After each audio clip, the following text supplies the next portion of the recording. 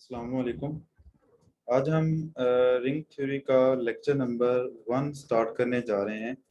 इस लेक्चर के अंदर हम रिंग थ्योरी के बारे में कुछ बेसिक डेफिनेशंस पढ़ेंगे जो हमें रिंग थ्योरी के जो बाकी लेक्चर्स होंगे उनको अंडरस्टैंड करने में काफ़ी हेल्पफुल होंगी। इस लेक्चर को हम स्टार्ट करते हैं रिंग की डेफिनेशन के साथ। रिंग को हम डिफाइन करते हैं कि एन ऑर्डर ट्रिपल एक सेट होता है और दो उसके अंदर बाइनरी ऑपरेशन होते हैं, addition and multiplication is called a ring if it satisfy the following axioms. Means के रिंग के लिए सबसे पहले हमारे पास एक सेट होना चाहिए, एक ऐसा सेट होना चाहिए जिसके ऊपर दो बाइनरी ऑपरेशन डिफाइन हो सकें, एक एडिशन और दूसरा मल्टीप्लिकेशन। इससे पहले जब हमने ग्रुप की डेफिनेशन देखी थी तो ग्रुप के अंदर हमने सेट के ऊपर एक ही बाइनरी ऑपरेशन डिफाइन किया था और वो कुछ भी हो सकता था, जैसे एडिशन हो सकता है, मल्टीप्लिकेशन हो सकता है, सब्ट्रैक्शन हो सकता है, कुछ भी वो हो सकता है। लेकिन रिंग के लिए आपके पास उस सेट के ऊपर दो बाइनरी ऑपरेशन डिफाइन होने चाहिए, एक हमारे पास एडिशन और दूसरा मल्टीप्लिकेशन। तो अगर आपको कोई ऐसा सेट मिल जाता है जिसके ऊपर ये दो बाइनरी ऑपरेशन डिफाइन है तो आपने उसके ऊपर ये वाले एक्सियम्स चेक करने हैं। पहला एक्सियम ये है कि उस सेट को अबेलियन ग्रुप होना चाहिए अंडर एडिशन। इसका मतलब ये है कि वो जो सेट है वो पांच प्रॉपर्टीज को सेटिस्फाई करता हो अंडर एडिशन। सबसे पहले बाइनरी ऑपरेशन हम पहले बात कर चुके हैं और हमने ये भी देखा था कि बाइनरी ऑपरेशन और क्लोजर प्रॉपर्टी बेसिकली एक ही चीज है ये दोनों। इसके अलावा वो एसोसिएटिव प्रॉपर्टी को सेटिस्फाई कर रहा हो वो सेट अंडर एडिशन। तीसरा उसके अंदर आइडेंटिटी एलिमेंट अंडर एडिशन जो कि जीरो होता है वो मौजूद होना चाहिए। चौथा, हर एलिमेंट का एडिटिव इनवर्स जो है वो उस सेट के अंदर मौजूद होना चाहिए। और पांचवा, कोमोडेटिव प्रॉपर्टी अंडर एडिशन वो सेटिस्फाई होनी चाहिए। तो इस सेट को पांच प्रॉपर्टीज जिसे हम अबेलियन ग्रुप भी कहते हैं, तो ये सेट जो है वो सबसे पहले एक अबेलियन ग्रुप होना चाहिए अंडर एडिशन। और इस पहले एक्सियम में पांच प्रॉपर्टीज जो है वो बेसिकली सेटिस्फाई हो रही हैं। दूसरा एक्सियम ये है कि इस सेट को सेमी ग्रुप होना चाहिए अंडर मल्टीप्लिकेशन। सेमी ग्रुप हम एक ऐसे ग्रुप को कहते हैं, एक ऐसे सेट को कहते हैं जो ग्रुप की सिर्फ दो प्रॉपर्टीज को सेटिस्फाई कर रहा हो। वो दो प्रॉपर्टीज कौन सी हैं? सबसे पहले उसके ऊपर मल्टीप्लिकेशन बाइनरी ऑपरेशन होना चाहिए, वो हम पहले डिफाइन कर चुके हैं। और दूसरा एसोसिएटिव प्रॉपर्टी अंडर मल्टीप्लिकेशन वो सेटिस्फाई होनी चाहिए। तो जो भी सेट इन दो प्रॉपर्टीज को सेटिस्फाई करेगा अंडर मल्टीप्लिकेशन तो वो सेट हमारे पास एक सेमी ग्रुप होगा। तीसरा इसके अंदर ये है कि डिस्ट्रीब्यूटिव जो लॉज हैं वो होल्ड होने चाहिए। डिस्ट्रीब्यूटिव लॉज दो तरह के हैं, लेफ्ट डिस्ट्रीब्यूटिव लॉ और right distributive law. Left distributive law हमारे पास होते हैं कि अगर आपके पास दो एलिमेंट ऐड हो रहे हैं, आपने सेट में से लिए हैं, आप लेफ्ट साइड से एक नंबर मल्टीप्लाई करें तो वो उन दोनों के साथ डिस्ट्रीब्यूट हो जाएगा। सिमिलरली अगर आप उसको राइट साइड से करें तो वो राइट साइड से भी दोनों के साथ डिस्ट्रीब्यूट हो जाएगा। इसे हम कहते हैं डिस्ट्रीब्यूटिव लॉस। तो अगर हम यहाँ पे देखें तो रिंग के अंदर टोटल 8 प्रॉपर्टीज जो है वो सेटिस्फाई होनी चाहिए। पांच जो है प्रॉपर्टीज अबेलियन ग्रुप से आएंगी, दो प्रॉपर्टीज सेमी ग्रुप से आएंगी और एक प्रॉपर्टी जो है वो डिस्ट्रीब्यूटिव लॉ। तो कोई भी हमारे पास जो सेट जो इन 8 प्रॉपर्टीज को सेटिस्फाई करता होगा उसे हम कहेंगे कि वो एक रिंग है। नेक्स्ट अगर हम डेफिनेशन देखें तो नेक्स्ट हमारे पास है रिंग विद यूनिटी। तो यहाँ पे एक चीज पहले आप याद रखिएगा कि जो ये यूनिटी का लफ्ज है, इस यूनिटी से मुराद है मल्टीप्लिकेटिव आइडेंटिटी जो कि हमें पता है कि वन होती है। तो मल्टीप्लिकेटिव आइडेंटिटी को हम यूनिटी कहते हैं। तो रिंग की डेफिनेशन में हमने सिर्फ मल्टीप्लिकेशन की दो प्रॉपर्टीज देखी थी कि वो उसके ऊपर मल्टीप्लिकेशन जो है वो बाइनरी ऑपरेशन होना चाहिए और दूसरा वो एसोसिएटिव प्रॉपर्टी को सेटिस्फाई करना चाहिए। ये रिंग के लिए बस इतना था। लेकिन अगर इसके अंदर इसी सेट आर के अंदर इस अंडर मल्टीप्लिकेशन आइडेंटिटी एलिमेंट भी मौजूद हो तो उस रिंग को हम कहते हैं रिंग विद यूनिटी। यानी रिंग एक छोटा स्ट्रक्चर है, रिंग विद यूनिटी उससे एक स्टेप बड़ा स्ट्रक्चर है कि रिंग के अंदर अगर आपके पास मल्टीप्लिकेटिव आइडेंटिटी मौजूद है तो उस रिंग को हम कहेंगे रिंग विद यूनिटी। और यूनिटी मैंने आपको बता दिया है कि यूनिटी का जो लफ्ज है ये बेसिकली हम कहते हैं मल्टीप्लिकेटिव आइडेंटिटी को, कि जो मल्टीप्लिकेटिव हमारे पास आइडेंटिटी एलिमेंट होता है उसको हम कहते हैं वो यूनिटी कहलाता है। उसके बाद हमारे पास डेफिनेशन है डिवीजन रिंग, या जिसको हम स्क्यू फील्ड भी कहते हैं। तो डिवीजन रिंग की डेफिनेशन से पहले एक छोटी सी टर्म है यूनिट, के आपके पास कोई रिंग है, रिंग विद यूनिटी। अब देखें, सबसे पहले हमने रिंग को डिफाइन किया था, उसके अंदर 8 प्रॉपर्टीज हमने देखी थी। फिर हमने एक प्रॉपर्टी और डाल दी कि अगर रिंग के अंदर मल्टीप्लिकेटिव आइडेंटिटी एलिमेंट जो है वो भी मौजूद है तो उसको हम कहेंगे वो रिंग विद आइडेंटिटी है। तो 9 प्रॉपर्टीज हो गई। अब एक और प्रॉपर्टी हम डाल देते हैं उसके अंदर कि अगर उसके अंदर every non zero element is a unit. अब यूनिट क्या होता है?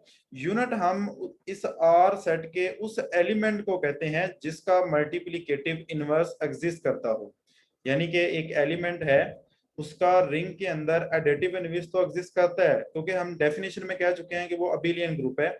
लेकिन अगर ऐसा हो कि हमारे पास जो रिंग है वो रिंग विद यूनिटी हो, उसके अंदर मल्टीप्लिकेटिव आइडेंटिटी एलिमेंट हो, उसके बाद उसमें जिस एलिमेंट का इनवर्स एग्जिस्ट करेगा उस एलिमेंट को हम कहेंगे यूनिट है वो। और डिवीजन रिंग कौन सी होती है? डिवीजन रिंग एक ऐसी रिंग होती है जिसमें एक ऐसी रिंग विद यूनिटी जिसमें तमाम एलिमेंट ही यूनिट हो, मीन्स के तमाम एलिमेंट का ही मल्टीप्लिकेटिव इनवर्स एग्जिस्ट करता हो, इसे हम कहते हैं ये डिवीजन रिंग है।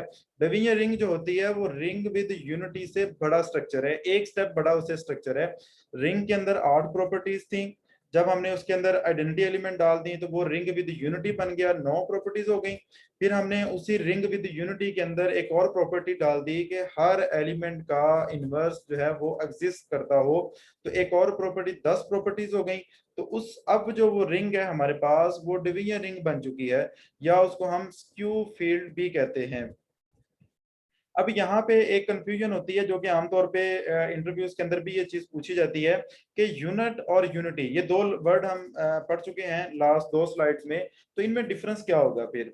तो इस कंफ्यूजन को दूर करने के लिए मैंने एक अलग से इनको डिफाइन किया है कि यूनिटी जो बेसिकली वर्ड है ये मल्टीप्लिकेटिव आइडेंटिटी है, कि जो मल्टीप्लिकेटिव आइडेंटिटी एलिमेंट है उसको हम यूनिटी कह रहे हैं, जबकि यूनिट हम उस एलिमेंट को कहते हैं जिसका मल्टीप्लिकेटिव इनवर्स एग्जिस्ट करता हो। तो ये दो अलग अलग टर्म है। अब जो मल्टीप्लिकेटिव आइडेंटिटी होता है या जिसे हम यूनिटी कहते हैं उसका भी इनवर्स एग्जिस्ट करता है, तो इसका मतलब है कि unit every unity is a unit, कि हर जो मतलब जो यूनिटी होती है वो यूनिट होता है, क्योंकि unity means multiplicative identity element उसका इनवर्स एग्जिस्ट करता है। और यूनिट की डेफिनेशन ही यही है कि जिस एलिमेंट का इनवर्स एग्जिस्ट करेगा उसे हम यूनिट कहेंगे। लेकिन हर यूनिट जो होता है वो यूनिटी नहीं होता। जैसे हमारे पास -1 है, -1 का जो मल्टीप्लिकेटिव इनवर्स होता है वो -1 ही होता है, लेकिन -1 जो है वो यूनिटी नहीं है। वो यूनिटी मीन्स कि ये मल्टीप्लिकेटिव आइडेंटिटी एलिमेंट नहीं है। तो यूनिटी जो होता है वो यूनिट होता है, लेकिन हर यूनिट जो होता है वो यूनिटी नहीं होता।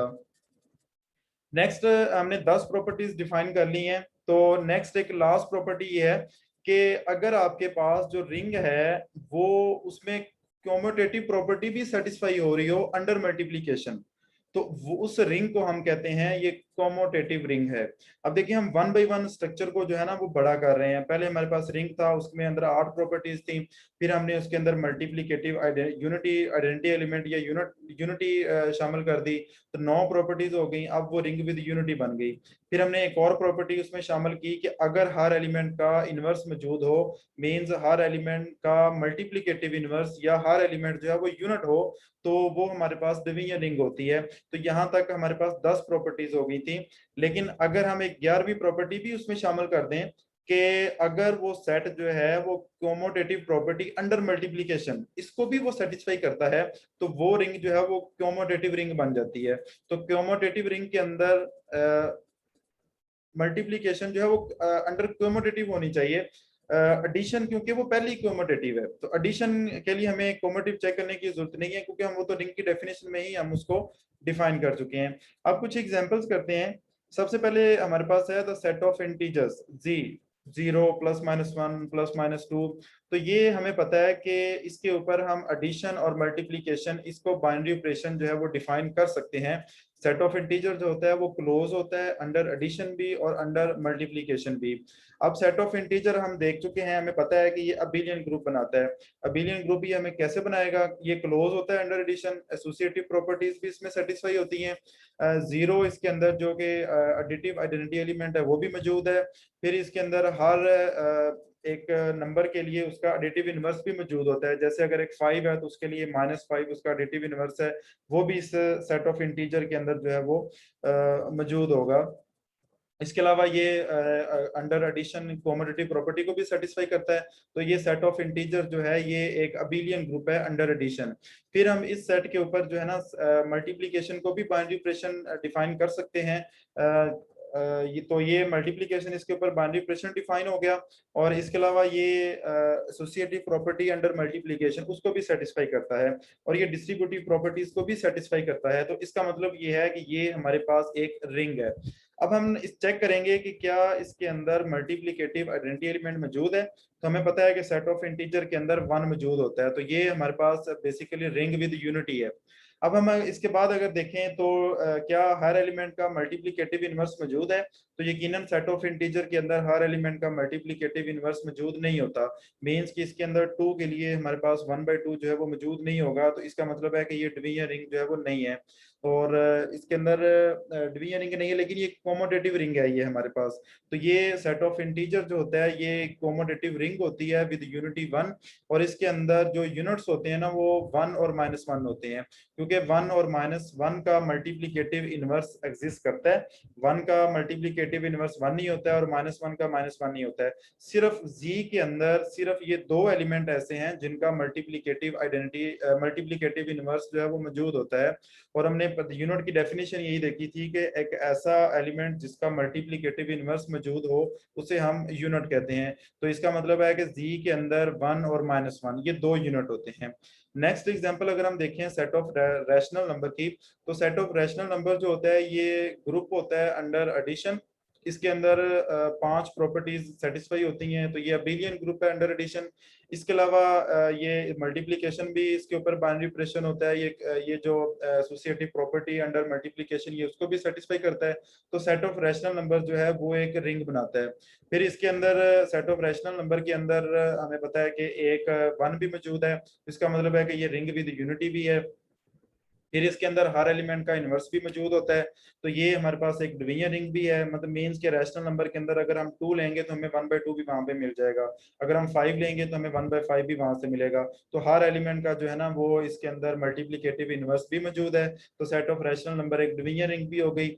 अब इसके बाद ये कॉमोडेटिव प्रॉपर्टी अंडर मल्टीप्लिकेशन ये उसको भी सेटिस्फाई करता है। तो ये सेट ऑफ रैशनल नंबर जो है ये हमारे पास कॉमोडेटिव डिवीजन रिंग है।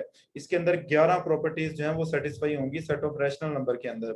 और इसके अंदर जो तमाम नॉन जीरो एलिमेंट हैं, जीरो के अलावा, क्योंकि तमाम एलिमेंट का मल्टीप्लिकेटिव इनवर्स एग्जिस्ट करता है, इसलिए जीरो के अलावा जितने भी सेट ऑफ रैशनल नंबर के अंदर एलिमेंट्स होंगे वो सारे यूनिट्स होंगे। तीसरी एग्जांपल है हमारे पास set of real number and set of complex number. ये कॉमोडेटिव डिवीजन रिंग होते हैं, सेट ऑफ रियल नंबर और सेट ऑफ कॉम्प्लेक्स नंबर ये अबिलियन ग्रुप होते हैं अंडर एडिशन।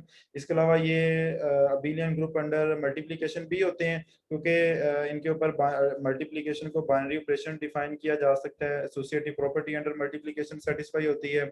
मल्टीप्लिकेटिव जो आइडेंटिटी एलिमेंट है 1 वो भी इसके अंदर मौजूद है। फिर हर एलिमेंट का इनवर्स भी इनमें एग्जिस्ट करता है। फिर ये commutative property with respect to the multiplication ये उसको भी सेटिस्फाई करते हैं। तो सेट ऑफ रियल नंबर और सेट ऑफ कॉम्प्लेक्स नंबर ये बेसिकली कॉमोडेटिव डिवीजन रिंग होती है with unity 1। Set of real number के अंदर जो यूनिटी होगी वो 1 होगी, और सेट ऑफ कॉम्प्लेक्स नंबर के अंदर जो यूनिटी होगी वो 1,0 होगी, या जिसको हम 1 + 0 योटा भी लिखते हैं। तो सेट ऑफ रियल नंबर के अंदर तमाम एलिमेंट्स का मल्टीप्लिकेटिव इनवर्स एग्जिस्ट करता है सिवाय जीरो के, और सेट ऑफ कॉम्प्लेक्स नंबर के अंदर भी। तो इसका मतलब है कि all non zero elements in R and C are units, के इसके अंदर जितने भी एलिमेंट्स हैं सारे के सारे यूनिट्स हैं, क्योंकि सबका ही इनवर्स जो है वो एग्जिस्ट करता है, मल्टीप्लिकेटिव इनवर्स। अच्छा, उसके बाद नेक्स्ट हमारे पास एग्जांपल है set of even numbers is a commutative ring. Set of even numbers जो होते हैं हमारे पास वो भी एक अबिलियन ग्रुप बनाता है अंडर एडिशन। क्योंकि उसमें आइडेंटिटी एलिमेंट भी मौजूद होता है। जीरो जीरो को हम एक इवन नंबर कंसीडर करते हैं, फिर हर एलिमेंट का एडिटिव इनवर्स भी मौजूद होता है, कॉमोडेटिव प्रॉपर्टी भी सेटिस्फाई हो रही है, तो ये एक अबिलियन ग्रुप होता है अंडर एडिशन। फिर अगर हम अंडर मल्टीप्लीकेशन बात करें तो दो इवन नंबर की जो मल्टीप्लीकेशन होती है वो भी इवन होती है, तो इसका मतलब है कि मल्टीप्लीकेशन जो है वो सेट ऑफ इवन नंबर के ऊपर एक बाइनरी ऑपरेशन है, और ये एसोसिएटिव प्रॉपर्टी को भी सेटिस्फाई करते हैं। और इसके अलावा अगर हम देखें कि जो मल्टीप्लिकेटिव आइडेंटिटी है one one set of even number में नहीं होता, तो इसका मतलब है कि ये रिंग विद यूनिटी नहीं है। फिर इसमें हर एलिमेंट का मल्टीप्लिकेटिव इनवर्स भी एग्जिस्ट नहीं करता। टू के लिए हमें 1/2 नहीं मिलेगा सेट ऑफ इवन नंबर में के अंदर, तो ये डिवीजन रिंग भी नहीं है, लेकिन ये कॉमोडेटिव रिंग है यहाँ पे। अच्छा, यहाँ पे आपने एक डिफरेंस रखना है कि कॉमोडेटिव डिवीजन रिंग और कॉमोडेटिव रिंग, इसका जब हम कहेंगे ना कॉमोडेटिव डिवीजन रिंग, तो इसका मतलब है 11 प्रॉपर्टी सेटिस्फाई हो रही हैं। लेकिन अगर हम जब हम कहेंगे कॉमोडेटिव रिंग ओनली, तो इसका मतलब है कि इसमें जो रिंग विद यूनिटी और दूसरा डिवीजन रिंग, ये दो प्रॉपर्टी सेटिस्फाई नहीं होंगी, 9 प्रॉपर्टीज जो है वो सेटिस्फाई हो रही होंगी। तो सेट ऑफ इवन नंबर जो है ना वो एक कॉमोडेटिव रिंग है without unity under usual addition and multiplication. और इसके अंदर भी हमें कोई यूनिट नहीं मिलेगा, क्योंकि जीरो के अलावा कोई भी एलिमेंट अगर आप लें तो उसके कोई किसी भी एलिमेंट का मल्टीप्लिकेटिव इनवर्स एग्जिस्ट नहीं करता, तो सेट ऑफ इवन नंबर के अंदर कोई भी यूनिट हमें मौजूद नहीं होता। इसके बाद हमारे पास एग्जांपल है the set Z n under modulo n, जो कि हमारे पास 0 1 2 3 सो ऑन एन माइनस 1 तक होता है। ये कोमोटेटिव रिंग होता है with unity under ordinary addition and multiplication, and set of units जो होते हैं वो यू ऑफ एन होते हैं। सबसे पहले हमें इस सेट को देखते हैं। ये जो सेट होता है जी एन, जितना एन होता है उतना ही इसका ऑर्डर होता है, उतने ही इसके अंदर जो है वो एलिमेंट होते हैं। क्योंकि ये जीरो से स्टार्ट हो रहा है इसलिए एंड इसका एन माइनस वन होगा। अगर आप जी फाइव लिखना चाहें तो आप इसको लिखेंगे 0 1 2 3 4 4 तक आप इसको जाएंगे तो ये आपका जी फाइव होगा। अब ये क्लोज होता है अंडर एडिशन। इसके अलावा ये एसोसिएटिव प्रॉपर्टी अंडर एडिशन को भी सेटिस्फाई करता है। इसके अलावा इसके अंदर जो एडिटिव आइडेंटिटी एलिमेंट जो जीरो है वो भी मौजूद होता है। इसके अलावा इसकी ये जो एडिटिव इनवर्स है हर एलिमेंट का, वो भी इसके अंदर मौजूद होता है, और ये कोमोटेटिव भी होता है। तो ये अबिलियन ग्रुप है अंडर एडिशन। फिर इस मल्टीप्लिकेशन जो है उसको भी हम इसके ऊपर जो है ना वो चेक कर सकते हैं कि मल्टीप्लिकेशन भी इसके ऊपर बाइनरी ऑपरेशन है, और इसके अलावा एसोसिएटिव प्रॉपर्टी को भी ये सेटिस्फाई करता है, तो ये हमारे पास एक रिंग बनाता है। अब इसके अंदर बात आ जाती है, वन इसके अंदर मौजूद है तो ये रिंग विद यूनिटी है। अब बात आती है मल्टीप्लिकेटिव इनवर्स की। इससे जो नेक्स्ट हमारी स्लाइड होगी ना, इस चीज को हम डिटेल से डिस्कस करेंगे कि जी एन जो होता है ना वो डिवीजन रिंग नहीं होती। ये डिवीजन रिंग तब होती है जब एन आपके पास कोई प्राइम नंबर हो। इसको हम आगे डिटेल से देखते हैं। अब इसके जो सेट ऑफ यूनिट्स होंगे, अगर आप जी एन के जो यूनिट्स निकालना चाहते हैं तो बहुत सिंपल है कि एन के साथ यू ऑफ एन बेसिकली एक ऐसे सेट को रिप्रेजेंट करता है जिसमें वो वैल्यूज हैं जो एन से लेस हो और एन के साथ रिलेटिव प्राइम हो। जैसे हमारे पास 10 है, तो 10 के साथ हमारे पास जो रिलेटिव प्राइम जो नंबर्स हैं, यानी ऐसे नंबर्स जिनका 10 के साथ जो जीसीडी है वो 1 हो, तो वो कौन कौन से हैं? वो 1 है हमारे पास, वो इसके अलावा हमारे पास 3 हो सकता है, 7 हो सकता है, 9 हो सकता है। तो ये एलिमेंट जो है वो 10 के साथ रिलेटिव प्राइम है। तो यही अगर आप जी 10 के यूनिट्स निकालना चाहते हैं तो जस्ट आप 10 के साथ जो रिलेटिव प्राइम नंबर्स हैं वो आप कैलकुलेट कर लें। लास्ट एग्जांपल है हमारे पास set of matrices with integer entries, कि अगर आपके पास एक मैट्रिक्स है जिसकी एंट्रीज जो है वो इंटीजर है, तो वो एक नॉन कॉमोडेटिव रिंग होती है under usual addition and multiplication. हमें पता है कि मैट्रिसेस जो होते हैं ना वो अबिलियन ग्रुप बनाते हैं अंडर एडिशन। अंडर मल्टीप्लिकेशन उसमें वो बाइनरी ऑपरेशन भी अंडर मल्टीप्लिकेशन डिफाइन होता है, ये एसोसिएटिव प्रॉपर्टी को भी सेटिस्फाई करते हैं। इसके अलावा इसमें जो मल्टीप्लिकेटिव आइडेंटिटी एलिमेंट जो कि हमारे पास आइडेंटिटी मैट्रिक्स होता है वो भी मौजूद होता है। फिर इसके अंदर जो मैट्रिक्स की हम कलेक्शन लेते हैं, हम ऐसे मैट्रिक्स की कलेक्शन लेते हैं जो जिनका डिटर्मिनेंट जो है वो नॉन जीरो हो। इन कलेक्शन को हम कहते हैं general linear group of order n over the field Q. इसको हम देख चुके हैं पहले किसका क्या मतलब है। लेकिन ये मैट्रिसेस जो होते हैं ना ये कंप्यूट नहीं करते, तो ये हमारे पास नॉन कॉमोटेटिव होते हैं। तो ये डिवीजन रिंग भी बनाते हैं, ये रिंग विद यूनिटी भी हैं, ये रिंग भी हैं सारी, लेकिन ये नॉन कॉमोटेटिव है हमारे पास जो है सेट ऑफ मैट्रिसेस। तो ये रिंग की एग्जांपल्स थी जिनमें हम जिनके अंदर हमने रिंग को, ring with unity, division ring, commutative ring, इन सारी चीजों को जो है हमने वो डिस्कस किया है। नेक्स्ट हमारे पास डेफिनेशन है फील्ड की। A commutative division ring is called a field. अगर आप सिर्फ इतनी चीज पे गौर करें, कॉमोटेटिव डिवीजन रिंग, तो इसके अंदर टोटल 11 प्रॉपर्टीज सेटिस्फाई होती हैं। तो 11 प्रॉपर्टीज वो कौन कौन सी हैं? सबसे पहले है फील्ड की डेफिनेशन हम करते हैं कि अ फील्ड एफ, जिसके ऊपर एडिशन और मल्टीप्लिकेशन दोनों ही बाइनरी ऑपरेशन है, is a non empty set having two binary operation define on F such that following axioms are satisfied. सबसे पहला ये है कि वो जो सेट एफ है वो अबेलियन ग्रुप होना चाहिए अंडर एडिशन, और दूसरा ये है कि वो सेट एफ जो है वो अबेलियन ग्रुप होना चाहिए अंडर मल्टीप्लिकेशन। अब इसमें से आपने जीरो निकालना है, एफ में से जीरो इसलिए निकालना है कि हमें पता है कि जीरो का मल्टीप्लिकेटिव इनवर्स एग्जिस्ट नहीं करता। तो इसके अलावा 5 प्रॉपर्टीज अबेलियन ग्रुप की हो गई, और 5 प्रॉपर्टीज जो है abelian group with respect to multiplication की हो गई 10 प्रॉपर्टीज। और एक लास्ट प्रॉपर्टीज है वो डिस्ट्रीब्यूटिव लॉ, जिसको हम पहले देख चुके हैं कि वो क्या होता है। हमने जो लिखा था कि कॉमोडेटिव डिवीजन रिंग, अब देखिए डिवीजन रिंग में के अंदर कितनी प्रॉपर्टीज आ जाएंगी। सबसे पहले रिंग है, तो रिंग के अंदर हमें पता है 8 प्रॉपर्टीज होती हैं। फिर रिंग विद यूनिटी होता है, उसमें 9 प्रॉपर्टीज हो जाती हैं। फिर एक और प्रॉपर्टी आप डाल देते हैं कि हर एलिमेंट का इनवर्स मौजूद होता है, उसे हम डिवीजन रिंग कहते हैं, 10 हो गई। 10 के साथ अगर हम कोमोडेटिव प्रॉपर्टी को भी शामिल कर लें तो ये 11 प्रॉपर्टीज हो जाती हैं। तो ऐसा सेट, इसको अगर हम डिटेल से देखें तो ये प्रॉपर्टीज बनती हैं कि ऐसा सेट जो अंडर एडिशन अबेलियन ग्रुप हो और अंडर मल्टीप्लिकेशन भी अबेलियन ग्रुप हो, उस सेट को हम कहते हैं, और डिस्ट्रीब्यूटिव लॉज भी होल्ड हो रहे हो, उस सेट को हम कहते हैं, वो सेट एक फील्ड कहलाता है। फील्ड हमारे पास एक बहुत बड़ा स्ट्रक्चर है, ये सबसे बड़ा स्ट्रक्चर है फील्ड हमारे पास।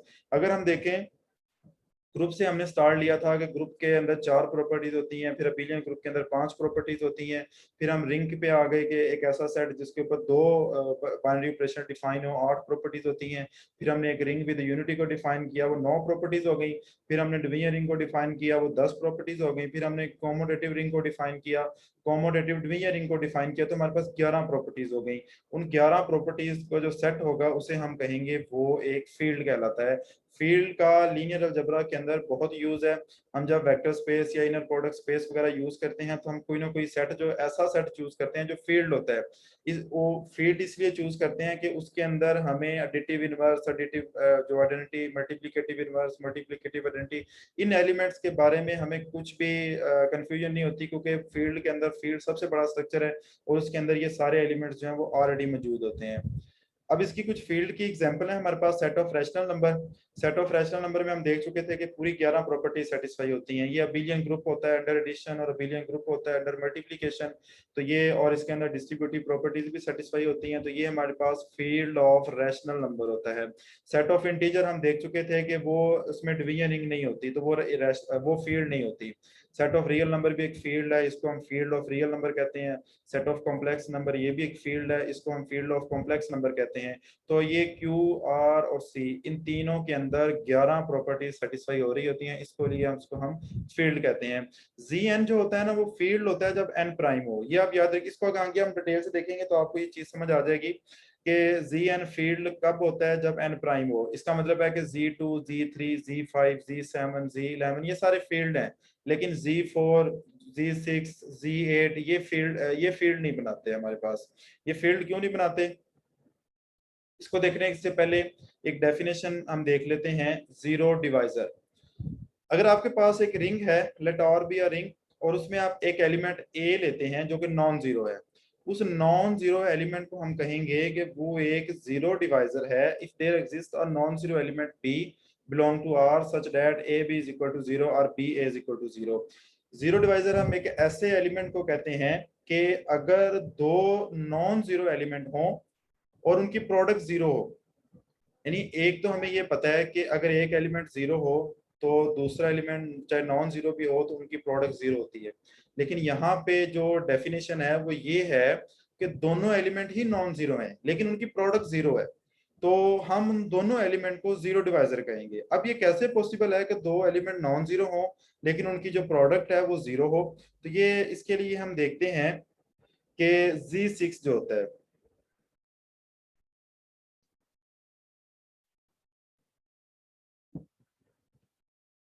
अच्छा एक और इसमें देख लेते हैं, फिर हम इसको देखते हैं कि कैसे पॉसिबल है कि दो नॉन जीरो एलिमेंट हो, उनकी प्रोडक्ट जो है वो आपके पास जीरो हो।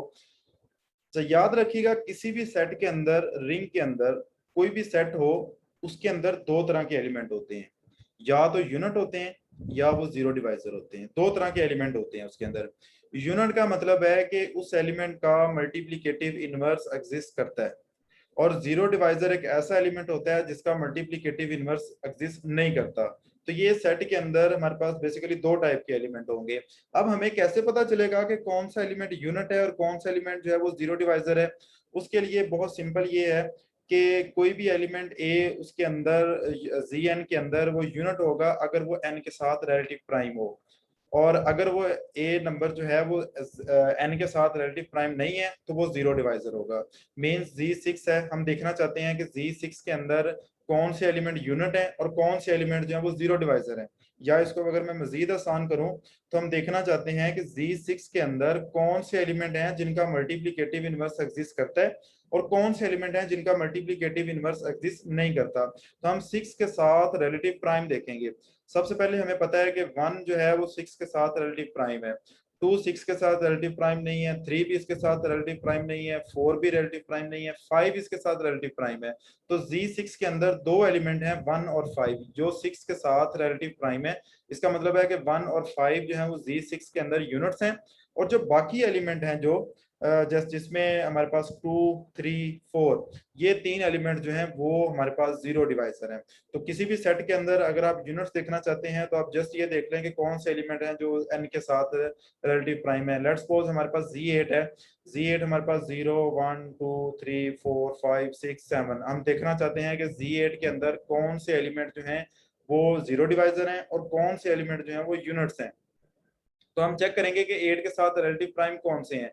तो 8 के साथ टोटल 4 नंबर रिलेटिव प्राइम है। 1 8 के साथ रिलेटिव प्राइम है, 3 भी 5 भी 7 भी। तो ये जो चार एलिमेंट Z8 के अंदर 1 3 5 7 ये यूनिट्स हैं। इनके अलावा जो एलिमेंट आपके पास होंगे 2 4 6 ये जो है ना इसके साथ यूनिट नहीं होंगे क्योंकि ये जीरो डिवाइजर होंगे हमारे पास। अब हम यहाँ से ये देख सकते हैं कि अगर आपका ये जो n है ये प्राइम नंबर हो Zp, तो फिर क्या होगा, फिर उसके अंदर जीरो डिवाइजर नहीं होगा। मीन्स के एक लेट्स सपोज अगर आप Z7 है, Z7 के अगर आप एलिमेंट देखें तो हमारे पास 0 1 2 3 4 5 6। अब ये सारे एलिमेंट ही 7 के साथ रिलेटिव प्राइम है, तो इसका मतलब सारे ही वो जो है ना हमारे पास यूनिट्स हैं उसमें जीरो डिवाइजर नहीं है हमारे पास। तो इसका मतलब है तमाम एलिमेंट्स का मल्टीप्लिकेटिव इनवर्स जो है वो एग्जिस्ट करता है। तो हमने जो पीछे डिफाइन किया था कि Zn is field if and only if n is prime. तो अगर n प्राइम होगा तो उसके अंदर तमाम एलिमेंट्स यूनिट्स होंगे, तमाम एलिमेंट्स का मल्टीप्लिकेटिव इनवर्स एग्जिस्ट करेगा। लेकिन अगर n प्राइम नहीं होगा तो उसके अंदर जीरो डिवाइजर जो है वो लाजमी मौजूद होंगे, और जो जीरो डिवाइजर एलिमेंट्स होंगे उनका मल्टीप्लिकेटिव इनवर्स एग्जिस्ट नहीं करेगा। अगर मल्टीप्लिकेटिव इनवर्स एग्जिस्ट नहीं करेगा तो वो डिवीजन रिंग नहीं होगी, वो फील्ड नहीं बनाएंगे। तो Zn फील्ड उसी वक्त ही बनाएगा जब ये n हमारे पास एक प्राइम नंबर हो। नेक्स्ट हमारे पास डेफिनेशन है इंटीग्रल डोमेन। इंटीग्रल डोमेन हम कहते हैं अ कोमोटेटिव ring R is called a integral domain if AB is equal to 0 in R then either A0 और B0। इसका मतलब ये है कि दो नॉन जीरो एलिमेंट्स हैं, उनकी प्रोडक्ट अगर जीरो हो तो उनमें से कोई एक एलिमेंट जो है वो एटलीस्ट जीरो होना चाहिए। अगर दोनों एलिमेंट ही जीरो हो गए तो वो तो जीरो डिवाइजर हो गया। लेकिन अगर उनमें से एक एलिमेंट जो है वो जीरो, क्योंकि जीरो डिवाइजर की डेफिनेशन ये है कि product of two non zero number is zero. लेकिन अगर उनमें दो में से एक एलिमेंट जीरो होगा तो वो जीरो डिवाइजर नहीं होंगे फिर वो। तो अगर एक आपके पास एक ऐसी रिंग हो जिसके अंदर जीरो डिवाइजर ना हो उसे हम कहते हैं वो इंटीग्रल डोमेन है। और ऐसी रिंग जिसके अंदर जीरो डिवाइजर मौजूद हो वो हमारे पास इंटीग्रल डोमेन नहीं होती। जैसे जितनी भी आप Zp है जो सेट ऑफ प्राइम नंबर्स हैं जो फील्ड हैं वो सारी की सारी इंटीग्रल डोमेन है। लेकिन अगर आप Z2 Z4 Z6 ये देखेंगे तो ये इंटीग्रल डोमेन नहीं है क्योंकि इनके अंदर ऐसे एलिमेंट्स मौजूद हैं जो कि जीरो डिवाइजर हैं, जबकि इंटीग्रल डोमेन के अंदर कोई भी जीरो डिवाइजर नहीं होता। अभी हम देखते हैं कि दो नॉन जीरो एलिमेंट की जो प्रोडक्ट है वो जीरो कब होती है। लेट्स सपोज अब Z6 है आपके पास और Z6 से आपने दो एलिमेंट लिए हैं 2 एंड 3। जब आपने 2 एंड 3 को मल्टीप्लाई किया तो आपका आंसर आया 6 which is equal to zero. ये जीरो क्यों है? क्योंकि Z6 है तो जब हम इसके ऊपर मॉडुलो 6 लगाएंगे 6 माइनस 6 तो वो जीरो हो जाएगा। तो इसका मतलब है कि 2.3 जो 2 और 3 की जो प्रोडक्ट है वो जीरो आई है हमारे पास। तो 2 और 3 जो है वो दोनों जीरो डिवाइजर हैं। और इसी तरह अगर आप देखें कि ZP अगर आपके पास प्राइम नंबर है तो आपको पता है कि किसी भी कोई भी दो नंबर हो उनकी प्रोडक्ट कभी भी प्राइम नंबर नहीं आएगी। आप 7 ले लें, Z7 के अंदर जितने एलिमेंट हैं 0 1 2 3 4 5 6, किसी भी दो एलिमेंट को मल्टीप्लाई कर लें 7 नहीं आएगा। इसलिए ZP के अंदर कोई भी जीरो डिवाइजर जो है वो मौजूद नहीं होता और ZP जो है वो एक इंटीग्रल डोमेन है। लेकिन अगर आपके पास जो ZN है उसमें n प्राइम नंबर ना हो तो उसके अंदर जो है वो जीरो डिवाइजर मौजूद होंगे। और उसकी एग्जांपल आपको सामने मौजूद है कि आप कोई भी ले लें, Z10 ले लें, Z10 के अंदर आप एलिमेंट ले लें 2 और 5, जब आप उसको मल्टीप्लाई करेंगे तो आपका आंसर 10 आएगा और 10 के ऊपर जब मॉड्यूलो 10 लगाएंगे तो वो जीरो हो जाएगा। तो इसका मतलब है कि दो नॉन जीरो नंबर थे 2 और 5, उनकी प्रोडक्ट हमारे पास जीरो आई है। तो ये 2 और 5 जो है वो दोनों जीरो डिवाइजर है। लेकिन अगर आपकी जो फील्ड है, आपका जो सेट है वो एक प्राइम नंबर ऑर्डर का है, ZP है, तो उसका मतलब उसके अंदर जीरो डिवाइजर नहीं होगा, वो एक इंटीग्रल डोमेन आपके पास होगी। अब कुछ रिजल्ट्स हैं। पहला रिजल्ट ये है कि a commutative ring R is called an integral domain if and only if cancellation laws hold। कि अगर आपके एक कोमोटेटिव रिंग हो वो इंटीग्रल डोमेन होगी अगर उसके अंदर कैंसिलेशन लॉ होल्ड कर रहे होंगे। अगर कैंसिलेशन लॉ होल्ड कर रहे हैं तो वो रिंग हमारे पास एक इंटीग्रल डोमेन होगी, क्योंकि उसके अंदर फिर जीरो डिवाइजर जो है वो मौजूद नहीं होगा।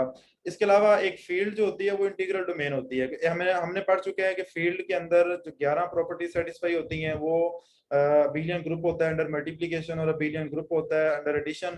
अबेलियन ग्रुप अंडर मल्टीप्लिकेशन का मौजूद है कि हर एलिमेंट का इनवर्स मौजूद है, हर एलिमेंट ही यूनिट है, तो उसमें जीरो डिवाइजर नहीं होंगे फील्ड के अंदर। इसका मतलब है कि field is an integral domain.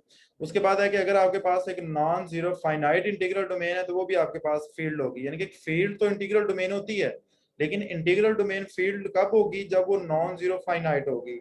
इसके अलावा every division ring is an integral domain.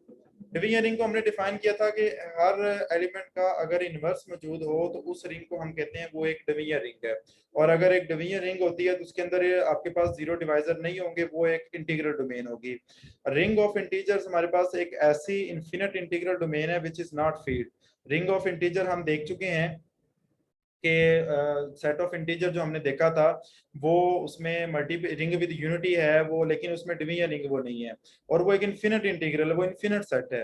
तो वो जो है ना वो एक इंटीग्रल डोमेन तो है, मेन्स उसके अंदर किसी भी दो आप एलिमेंट जीरो डिवाइजर नहीं है उसके अंदर, लेकिन वो फील्ड नहीं है क्योंकि वो इन्फिनिट इंटीग्रल डोमेन है। जबकि फाइनाइट इंटीग्रल डोमेन जो होती है वो एक हमारे पास फील्ड बनाती है। उसके बाद हमारे पास डेफिनेशन है बोलियन रिंग। बोलियन रिंग की डेफिनेशन एक पेपर में पूछी हुई थी 2015 के पेपर में शायद या 11 के। तो बोलियन रिंग एक ऐसी रिंग होती है जिसमें अगर रिंग के अंदर हर एलिमेंट का आपका स्केयर लें और वो वही एलिमेंट ही वापस आ जाए, x square is equal to x, तो उस रिंग को हम कहते हैं वो बोलियन रिंग है। बोलियन रिंग फॉर एग्जांपल हमारे पास 0 और 1 ये एक रिंग है। 0 का स्केयर लें 0 आ जाता है, 1 का स्केयर लें 1 आ जाता है, तो ये हमारे पास एक बोलियन रिंग की हमारे पास एक एग्जांपल है। अब दो रिजल्ट्स हैं कि बोलियन रिंग जो होती है वो कॉमोटेटिव होती है क्योंकि हर एलिमेंट जो ये एक हर एलिमेंट का जो स्केयर होता है वो इटसेल्फ ही इक्वल होता है हमारे पास, तो ये एक कॉमोटेटिव बोलियन रिंग जो होती है वो कॉमोटेटिव होती है। इसके अलावा जो बोलियन रिंग का जो ऑर्डर होता है ना वो हमेशा 2 रेज पावर n होता है। Means n is equal to अगर हम 0 रखें तो वो 1 आ जाता है, तो इसका मतलब है कि 1 एलिमेंट का जो हमारे पास रिंग होगी जो कि 0 होती है हमारे पास, वो एक बोलियन रिंग है। अगर आप 2 रेज पावर n की जहाँ पे 1 रखते हैं तो 2 रेज पावर 1 हमारे पास 2 होता है। तो इसका मतलब ये है कि एक दो एलिमेंट जो जो एग्जांपल हम देख चुके हैं 0 1, अगर आप n इज इक्वल टू इसमें रख देते हैं 3 रख देते हैं 2 रख देते हैं तो 4 एलिमेंट, तो 4 एलिमेंट की जो कॉमोटेटिव रिंग होगी वो भी एक बोलियन रिंग हो सकती है। तो बोलियन रिंग का जो ऑर्डर होगा वो हमेशा 2 रेज पावर n होगा। मीन्स के वो आप उसके अगर आपको एक ऑप्शन में पूछा जाता है कि which of the following is an Boolean ring, तो आप उसमें से स्पोर्ट के लिए आप चेक कर सकते हैं कि किस रिंग का ऑर्डर जो है वो 2 की पावर में है। तो जिस रिंग का ऑर्डर 2 की पावर में नहीं होगा वो बोलियन रिंग नहीं हो सकती, और जिस रिंग का ऑर्डर जो है वो 2 की पावर में होगा वो बोलियन रिंग होगी। तो ये आज का हमारा लेक्चर था जिसमें हमने रिंग्स की जो डेफिनेशन थी, जो बेसिक डेफिनेशंस हैं, जो हमारे रिंग के जो नेक्स्ट लेक्चर आएंगे उनके अंदर भी हमें वो काफ़ी हेल्पफुल होगी, उनको हमने डिस्कस किया है। ओके जी, अल्लाह हाफिज़।